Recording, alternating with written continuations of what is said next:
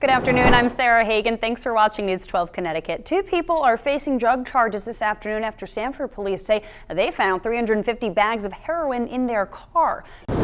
Christine, you talk about that list, and here it is. Victoria Soto, her name is on here, and her family says one of the hardest things about yesterday was waiting to hear if Soto and her students were dead or alive. It was a close call because of the weather, but we did have some folks stick it out through the rain, and the show did go on. I have one beachgoer here who joins me now. Tell me, how did you weather the storm, and how was the show? At this point, a little bit of debris that's been left over, chopped up into smaller sections, but emergency officials say that this road here right behind me, there was a stack of trees that was so high that you wouldn't have been able to climb over it if you wanted to. Now take a look this way as well. I want you guys to look up here at the top of this hill. You have a house. You also have those trees in the front, that line there that has since been cut down. Well, that's how close this tornado got to that house. You forgot the headline about the new News 12 Connecticut team color. I was going to say, it looks like, what is it, Halloween? What's going on here? Oh, the orange. Good for summertime, right? Yes.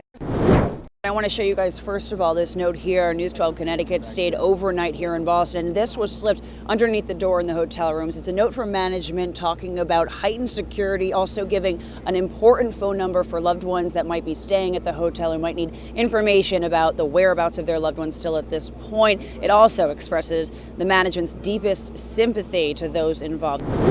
And injuries. We know for a fact that there are injuries, and we're just waiting to hear the news on exactly how bad we're talking at this point. People in southwestern Connecticut are also awaiting this big news of the royal baby this afternoon. News 12 Connecticut's Renee Schmiel is in New Canaan with more. Well, I've got blue and Carrie Hall has pink, so what'll it be?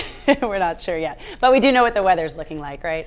And Gillian, the owner here, said it is time to give it a shot. We're going to wander over this way. You can see these two, believe it or not, just two parking spaces have been turned into this outdoor dining space. Really been in between this umbrella, no umbrella, hat, no hat, hood. What do we do out here? Well, it's still raining, but it's not quite coming down as hard as it was before. This is almost tolerable, I'll tell you. Now, usually in these storm situations, we have a concern about the heavy winds. We have a concern about power outages, but you can see, check it out.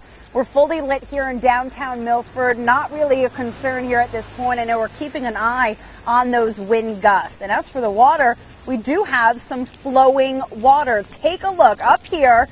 We've got this pipe. I don't know if you can see it just barely where the water is pouring out of. So there is a lot of accumulation here. The water is moving, coming all the way down. And then check it out down here, almost a little mini waterfall. And so this water is flowing through downtown. And the system appears to be working because if you look this way, stepping around that pole, you've got your drain here.